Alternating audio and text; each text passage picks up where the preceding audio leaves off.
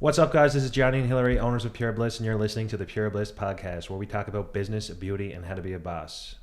We want to start this podcast to help anyone that's unsure about starting a business, to show you how we started ours, tell you all the tips that we have learned, take you on our journey, and help motivate and inspire you along the way. All right, if you guys are just listening and not watching, well, you'll realize that Hillary's audio is garbage, and it's because her file was corrupted and it's not usable, so bear with us here. Sorry, we're back. Yes, I'm so bad for that. We're back for part 2. All right, we are back for part 2, and this... She's like, was mine not good enough? No, I don't think I was... Clearly. Okay, we'll continue. Part 2, obviously. She already said it. Don't mind what I said. And we're back for part 2. Okay. This episode, we're going to be talking about Maya Kelly, how she became Maya Kelly. Last episode was kind of like how she got into the hair industry. This episode is going to be all about Maya and... It's all about me. Yeah, becoming Maya. Exactly. Maya and her personal journey. Yes, exactly. So Maya, you had mentioned in part 1 that you were off work for a short time for a major surgery. Did you want to go ahead and fill everybody in on that? So basically, if you didn't know already, I am transgender. The major surgery that I was talking about was actually a big part of my transition, but it actually the journey began way before that whole situation had happened. The journey all started literally as young as I can. What am I trying to say?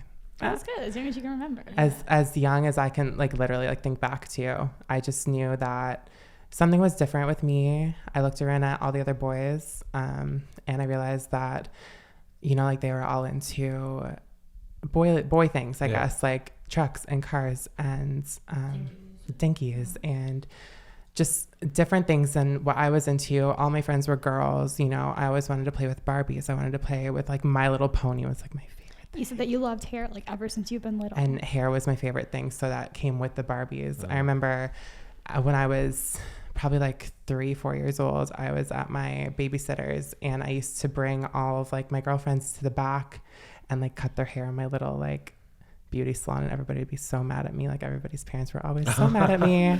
But I was like, do you want some bangs, girl? I could get you some bangs. Oh my God, you started in the hairdressing early. She's like, give me your lunch money. Yeah, I would cut all of the Barbie's hairs off, and everybody gets so mad because they'd be like, Maya, cut off everybody's hair. What's going on here? There's none with long hair anymore. And I was also sad because I loved long hair. I'd be like, why did I cut that off? But anyways, yeah, so it all started back then. I just knew that there was something different about me. As I continued to get older, I realized that I was kind of separated from most of the guy groups. I was bullied very severely. So I was only ever really accepted into the girl kind of vibes. And I could never, going into say 8-9 years old, I could never understand why there was a difference between me and the girls. They would always have sleepovers. I couldn't join in, and just things like that. And I guess when I finally became in my teen years, you start thinking more, you get into your hormones start working, you start thinking about more things. And I discovered the idea of being trans and transitioning from male to female. And I was like, oh my God, I think that's this is my calling. Yeah. I was like, this makes so much sense, And, it was actually YouTube that brought me into that whole situation. And so did you kind of get inspired by someone else that kind of went down this road? Yeah, basically. And I used to just watch her videos constantly. I could not stop. And when I wasn't watching it, I was thinking about it. And it was just a constant thing for me. And I just remember walking around and just seeing everybody living their lives. And all I could think was man, I can't live the I life feel that I you want can't to live. do that. Everybody seems so happy in themselves. But with me, I was so happy on the outside, and anybody who knew me would always say they never saw any bit of depression or anything in me. But on the inside, I was like, how am I supposed to do that in such a small town? Yeah. So that was back in probably 2011, 2012. So it was still kind of a unknown kind of thing as well. And then from there, brain fart. That's okay. I feel like I'm rambling. No, that's No, fine. you're That's fine. not. So It's I guess part of being over on the West Coast in a small town, I guess you were kind of almost at first like a little bit afraid to probably start it? Because like Yeah. you know how like older generations are sometimes. Well, exactly. And it was so small. So like there's one high school, everybody knows everybody. So if I had done that, and by done that, I mean like transition in high school, I feel like I would have been that one kid. And I was already so bullied as it was that it just wasn't a possibility in my mind at the time. You're trying to like play it safe for yourself. Yeah, almost, basically. And even though I wasn't like out as anything, like I still got all the slurs. People, funny enough, people used to call me a girl. Like that was like their like kind of like you're like, yeah, their punchline Yeah, towards me. no. And all I could think was like, yeah, you're like, yeah. thank you, you're right. And they'd be like, your voice, like obviously like voices for trans people, like people always like when a guy is going to a girl, they're talking about how deep their voice is, and like vice versa the other way. But back then they used to always make fun of how like high and girly my voice was, and I was like, that's a good thing. Yeah. Like what are you trying You're to like, say? writing this down, check. Literally. Yeah. But yeah, no, it was definitely a hard decision to make. And sorry, No worries. I feel like that whole like situation, what am I saying? Just talking I'm about lost. being in high school, like, Yeah. and making the decision to be trans, but like So- you can't. When did you decide to go ahead and make the transition? Oh my God. That's all right. So I made the transition. I had left high school, and I was in the end of my first year of university. And actually, it was a big reason why I did end up leaving university at the end of it, because being in the university, it is a bigger area, but it's still mostly all the people that I grew up with that go there. And I decided that it was finally time to start. It was very much either, you know, like as like crazy as it is, like, was I going to choose depression and potentially like other really bad decisions, or was I going to live a happier life? Yeah. And I decided the happier life. So Yes, exactly. yeah. And in university, it was a smaller town and smaller situation, but I was like, it's a little bit better, You're I at the high guess. school phase. Exactly. And by that point, it was 2015. So things like that whole idea was kind of starting to sprout in social media, and people were kind of starting to understand what it was. And like we're Newfoundland, so I feel like we're so far behind with We these are. things. Exactly. Yeah. So I remember when I finally started and people started realizing that I was growing my hair out and wearing girl clothes and wearing makeup, they were kind of like pointing me out and kind of being like, oh my God, like what's happening there? So come the second year of university, I totally could not focus, because all I could focus on was basically my transition and what people were thinking and what people were looking at and all that kind of stuff. So I ended up dropping out after my second semester of my second year, and just taking a year. I worked retail just to kind of really Focus on yourself. just to kick my transition into like high speed and like make sure that everything was good, that I wasn't too much in the public eye walking around like thousands of kids every day. You know, I could like kind of hang out in the mall in my little retail store and like nobody really saw me. And yeah, I guess that's kind of where it all kind of started, really. So do you think like you said when you were dropped out of school in the last episode and you started kind of like taking to your true passion, which was like hairstyling, do you think that all kind of fell into place when you decided to like put yourself first as well? Absolutely. I think that year that I took to really like focus in on myself and find myself during the beginning parts of my transition, I also think that it made me realize what was important to me and my passions and where I wanted to be in life. And yeah, so when I went back to school, my idea was that it was going to be a more accepting situation as well in a hair school, because it's hair, it's all very feminine people. I was a very feminine person. And I was like, you know, like this might be the perfect time to go back to school and still be able to work on myself at the same time. Yeah. Awesome. Yeah, so it kind of all fell in place. It's it, yeah. Sweet. Is there time?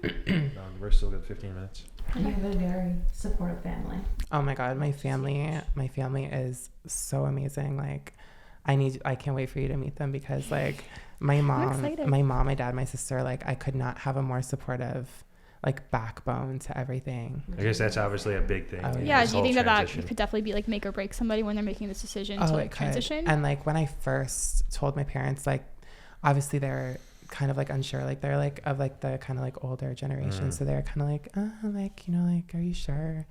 And I had to break it down to them like very intensely. And like, I won't exactly say what I said, but it was a very intense situation. And it really made my mom realize like, oh my God, like this is a very serious. This is an actual thing and how people really feel, which I don't think people get, like, which I'm so glad that you're explaining it, because like people think people just make decisions, and you may hear this a lot. Like they just decide to do these things, and it's like you don't really know. Like it's not, it's how I feel as an individual being. It's not a phase, Mom. Yeah. But also, who actually cares what anyone else does with their own life? Like, why does it Surprisingly, matter? way too many people, though. I know, but like, it's just focus on yourself. Like, yeah. And another thing I'm gonna add, like most people, like, no one that's doing more than you will usually criticize like you. If someone's doing more than you, they're usually focused on their own thing. Exactly. It's usually people that are like bored with their life and don't have anything. They're not happy, so they're just gonna pick on you, right? Exactly, and that's how I started looking at it as well. So. Yeah, so I've noticed like you've been really big on social media, especially TikTok, and you talk a lot about this. So anyone who's listening and watching that is just like interested in this story, like Maya does go into detail to people who are negative towards her, and like, you know, kind of, I feel like you take humor to it, which is nice, and you bring your personality out. But even just being present on social media, I guess, like you really share that side of you and like how it feels and like all of that, which is so important. And I think those people who come and say those negative things, like what John just said, are people who don't have anything else going on. They're sad about their own lives. And so it's like you're out here just like being who you are and like being happy and minding your own business. That. Exactly. Yeah, and just like and doing amazing. Like you're so successful like as a businesswoman. Like you know what I mean? So it's just like at the end of the day, like people are gonna say what they want to say, but you made a decision to make yourself better and feel better, and like you chose that like option, that and obviously the happiness option, and maybe they're not. Yeah, I was gonna say at the end of the day they're probably miserable, so they're like, I'll be damned if she's gonna be happy. Or they just want to bring you down like with them, and I don't know. And no, that is what 100%. It is. And do you find that like, I know even for me for social media, sometimes people like will say things and comment and like be judgmental with fitness and stuff, but obviously it's easy to put on that front and say, you know what, like it's like negative person, like they're bringing me down. Like do you find sometimes it does like impact you negatively, or have you kind of moved past that part of your journey? I've just had so many different comments and feedback throughout the 7 years that I've been transitioning that I feel like at this point a comment to me is just a comment. Like you know the difference. I've heard it all at this point. Like everybody's always like, Maya, like you have such a thick skin, like how do you like deal with this stuff? And I'm like, honestly, it's just, it comes with it. I don't know. Like feeling true confidence in yourself. Like how can you let anyone break that? Knowing where you are already, and like I can wake up in the morning, look at myself in the mirror, and I know who I am. Yeah. And not everybody can do that. No. So. I have like chills right now. Yeah, I love that. Do you have any advice for anybody who is on the fence about like wants to do it, knows that they need to do it, or maybe are worried about these like negative barriers? Well, you know, a lot of people actually message me on like in my DMs on Instagram or TikTok or whatever, and they're like, you know, like I'm trying to start out, I don't really know, you know, some people are younger, some people are like in their 40s and 50s that are like unsure, but they're wanting to start and they're asking for my opinions. And all I always say is like, you know, you get one life, and why not live it to the fullest? You know, why not do everything you need to do to make yourself happy and really experience what it feels like to be fully happy. Maya the mentor. Becoming Maya 101. I'm like here like, so we're going to take this and we're going to do a spin-off. Yeah, so it's actually a side episode now. Yeah. But it's so funny because like I think that's important what you just said. Like people don't realize like you got one at bat. Like people are living like they got a second chance. Like, well, exactly. And it's like you got one chance to live here, and the chances of you even being alive is like 1 in 400 trillion or something. It's actually insane. No, it's seriously. The fact that you know that he has the exact numbers. No, but I'm serious. Like it's actually a fact. Like go Google it. And so you're here, you're alive. Okay, do something with your life. Do something with it. Not to mention, be happy. Well, that's the biggest thing. Like, you know, like what are you gonna? When you're happy, you will do something with your life, because that's people that don't do anything. I found are the people that are just not happy. Yeah, imagine like working your whole life, a job that you hate. It's literally 66% of your life or something. Well, exactly. Something ridiculous. Like, and I know. Yeah. Our stat queen. Where did you find these stat stats? Queen? Yes. Someone get him his crown. I'll be waiting for the crown. His wig. No, it's I don't know what the exact. His wig is on the way, guys. I do have a wig ordered for TikToks, and it's gonna be funny. Keep an eye out. What's the name? Jonna? Maybe Joan or Joni or something. Comment down below what you think his wig name should be. Girl name. Joanna. Joni. Joni's cute. Joan or Joan's Joni. cute. Anyway, it's gonna be funny. Joan and Joan. Funny TikToks on the way. But yeah, basically, you should just you really got to find something that you enjoy doing, because you work for 40 years or more. And imagine working for that whole time doing something that you don't like to get paid all this money, but like in reality, like you just Yeah, like in reality, you're just not happy. And I think that directly relates to you as an individual being. So you can relate it to Exactly. work, or you can relate to who you are as a person. And that's the thing. It's like when I feel like when I was younger and everybody was like thinking about what they want to be when they grow up and what they want to do and what, like all that kind of stuff. I couldn't even get to that point because I was like, yeah, what do I want to be when I grow up? Because like, I'm still figuring out my gender. Like I'm still trying to figure out my like identification. Like I don't really know like even that, you know? Yeah, like I can only imagine. Like I remember on our episode, I was saying like after university, I was so lost for like 2 years, didn't know what to do, and like was working jobs I was miserable at, and like couldn't like find myself. Like I can only imagine like the pressure of that from a job, or you know, the regular day-to-day life things that kind of come on to you from like family and whatever, and like then you had this whole other thing like inside you that you were just battling every single day. Like that is just, it's something that just people don't know about, you know what I mean? And I feel like I'm so happy that you're talking about it now, because I know I was like depressed and struggling at that time, like let alone you, and like the fact that you've made it this far and you chose to kind of push through that just shows how strong you are as a person. Oh, Well, thank life you. in general, yeah, and life in general throws a lot of It does. It really does. And like I said, like everyone's been there. Yeah. it's so scary when like everybody's planning their lives out and you don't even know where to start because you're like, I don't even know who I am. So yeah, you MVP make decisions Yeah. based on like your parents and like everyone around you, like what they think is ideal for life. You don't know the difference because you're still finding yourself. So you try to like make decisions to make them happy, but in reality, you're not really making yourself happy, and then you get trapped in this like this cycle, right? And you're like, oh man, what am I doing? Like, you know. So you really got to like take some time. It takes a lot of courage to come out of that though and do what. Oh my God, yes. It Not does. what other people want you to do. I agree. And I think now, like, hopefully more people will be willing to talk on it the way that you are. And I think, like you said, people are always messaging you, and I love that you're there for those people. At the beginning of my transition, when I felt confident enough to do so, I started doing talks with high school students, just kind of speaking about my whole experience, my story at the time, and just kind of helping them through their journeys if they're interested.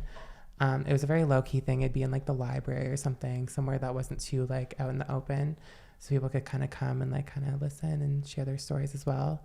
And then I also did a lot of work with the medical residents in Corner Brook with my doctor at the time. I guess it was just medical residents who were interested in going into trans healthcare.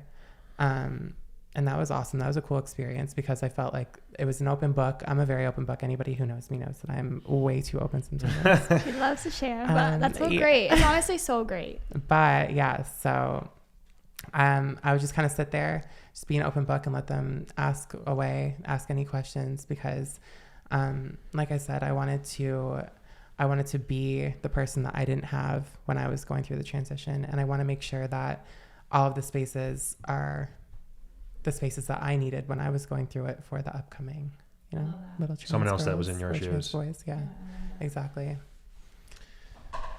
Yeah, so I guess after you started doing that, you were like kind of trying to like grow your hair out at that period of time and just like wearing women's clothes and all of that. You said that you had a surgery. So was this your first surgery that you mentioned earlier, or did you do like a couple of different things first? Like structurally, when did things start to really change, and when did you start making like bigger decisions? So you start on hormones first. Hormones typically, not a lot changes, but like your fat redistributes, you start growing like breast tissue, like things like that of that nature. That wasn't my first surgery though. No, that was actually my last surgery. That was kind of like the end of the journey vibes. Mm-hmm. But over the years, I just find the fat distribution from the hormones and everything kind of like brought me into a certain kind of, where am I going with this? I don't know. I just say like after taking hormones, like your body starts structurally changing, and then you kind of have to make a decision whether or not you're going to like fully go. Yeah, I guess, well, a lot of people, they'll like do the hormone thing and they'll start doing surgeries a couple of years later. They usually recommend that you wait, I think it's like 2 years on hormones before you really start doing any big changes to your body, because you want to kind of see what the hormones are going to do first, So that's kind of what I did, except I waited oh my God, I waited probably 4 years before I touched on anything. My first surgery was a breast augmentation in 2020, sorry. That was a big deal for me because I had never been under a knife before for anything. So kind of doing that was like a big step because, you know, everything was so hormonal based and everything. But for some reason in my head, I was like, I felt like there was still like going back, and I hated that idea. Yeah. And I was like, I can't wait for my first surgery to kind of get past that and just really feel as feminine as I possibly can. Yeah. So after that, then it was actually like a month after that, everything started falling together. And I had finally gotten a call. I was on a wait list for my bottom surgery for 5 years. Wow. 5 years. That's such a long time. It was crazy. So, like, is this what this doctor does, or do you do other surgeries as well? So he does. Is there a 5-year wait list to have this surgery done? It's a 5-year wait list for this, just because it's actually all over Canada. The surgery is actually covered. So that's an amazing. That's how common and also important it is. Yes, you know. Yes. Yeah. So good. They cover it, but it's a long wait to get there. But I kind of like thank the pandemic for that, because the pandemic kind of canceled out anybody coming from around the world. Right? Sure. So this, like I said, was like summer 2020 that I finally got the call, because they were like, you know, we're only taking Canadian girls. So basically they had like called me, and this was like July, and they called me and they were like, we have an opening in August if you'd like to come. And I was like, okay, like that is way too soon. Like I cannot do that. So then they gave me an appointment for that October, and I called my mom and I was like, oh my God, like this is actually going to happen. And like she was freaking out and I was freaking out, because like I said, we waited so long for it. It was starting to feel like it was so out of reach, like it wasn't going to happen. So we like situated everything. She ended up booking an Airbnb. But again, because we were in a pandemic, she came all the way to Montreal with me. It was a 10-day kind of like surgery recovery thing there. And she couldn't come visit me. It was so sad. But did she still come with you, She though? came with me and stayed in an Airbnb and worked from like the Airbnb the whole time. She was working from home anyways. So you knew someone was there. But she herself, my mom is so caring and so like passionate towards making sure that like me and my sister are both feeling as safe and as loved as possible. Oh my God, I'm gonna like cry, because she, I don't know, she just felt like she had to be there just in case something happened, you know? You knew that also in the back of your mind that she was there. She was there if you needed. Well, exactly. And we'd be FaceTiming and all that kind of stuff while I was like in the hospital bed, like zonked out on like Oxycontin or whatever. whatever they gave me. Or whatever. It was a wild time. But I was just there, like, you know, just knowing that she was there. And then the day that they let me out, she was there bright and early at the place, sitting outside in their little there's little like gazebo set up outside, and she was sat down there, and we sat down for like a couple of hours waiting for the taxi. But I was just happy enough to kind of be back with her and to tell her about my whole experience and just like see her in person. Mm-hmm. I'll never forget, because they told me I couldn't bring my hair extensions when I went to the surgery. She's like, it's canceled. And well, I was like, are you kidding me? So anyways, I was like, Mom, make sure you bring my hair extensions. So I'm sitting out in this gazebo, just like picture this. I have my mom holding my phone up, and I'm like clipping my extensions in the gazebo. And all the other girls that are like outside walking around are just looking at me like, what is this bitch doing? And I'm just like, let me live my life, please. Mind your business. It's been 10 days and I've had short hair this whole time. I'm done. That's so funny. No, I love that. I think the support system is so great, and I think that people like you coming out and talking on it is a support system for those who maybe don't have the same family situation that you have. So I think it's so important. So like, kudos to you for coming on here, especially, and talking about it. And I'm so glad that you feel like welcome and stuff here as well. Like I feel like you fit in, and it's so amazing. And oh, absolutely. Oh my God, like we touched on like part 1, like we're just like a family here. Yeah, like that's what it is. Like there's so much comfort. Lots of love. It's like I'm coming to work, but I'm just coming to hang out with my besties all day. So. I love it. Sometimes we find we get too carried away. We do get carried away, but that's fun. That's fine, you know. Yeah, we try to make a fun work environment for sure. Yeah. Exactly. Wait for some snowboarding. Mm-hmm. That we better do the weekend after, because I'm not going to be able to make it there that one weekend. Since we're talking about snowboarding, hi. Snowboarders out there. I will be at White Hills. February Date to be 27th. determined. That's so funny. It's a meet and greet. She'll be signing autographs. But in case anyone's wondering, we are all going to White Hills as a team, and we're renting a bus, and we're drinking, and we're going And we're drinking. snowboarding. Yeah, we're just. Are we drinking at snowboarding? I guess so. At the same time. Of course. Wait, after. Like, I don't know if you want to, I I suppose. think you can drink on the hill. Okay, period. Sounds like a We're getting plan. a school bus out there. Do you think no one's gonna drink on the way out? Okay, if we're doing all this, like, I better be part of it. Pure Bliss is fun. I will never Fearless is forgive fun. you. I Send will us your not. resumes. We are We've been hiring. told. Yep. We are expanding always. Yes.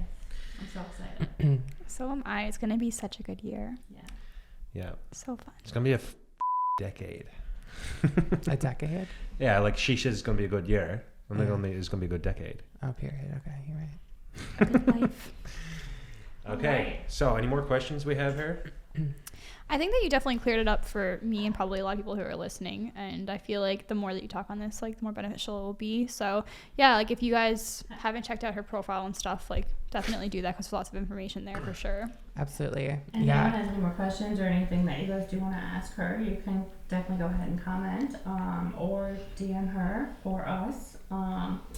And yeah, we could even possibly get her back and answer some questions. I do deep dive a little bit more in my social media as well. Just like some comments and stuff that I get, I'll sometimes respond with a video or whatever and just kind of go into depth with like one certain kind of situation. Yeah. Yeah, definitely check her out. John will put her social media links in the right here. Description box. Right here or Right here. here. It's like, great, now I have to put it over there. I was going to put it over You're here. getting it in the description box.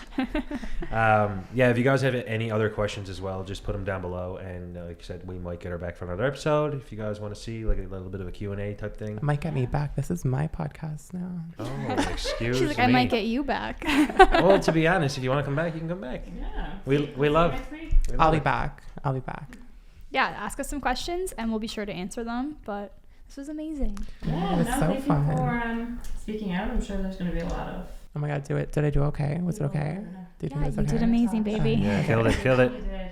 Thank God. Awesome. Sweet. Okay, that wraps up this episode. Thanks for watching. Thanks for listening. If you listen, comment down below, like the video, and don't forget to subscribe. Peace. Peace. Thank you. Bye. Do I just go? Yeah. Okay. Okay.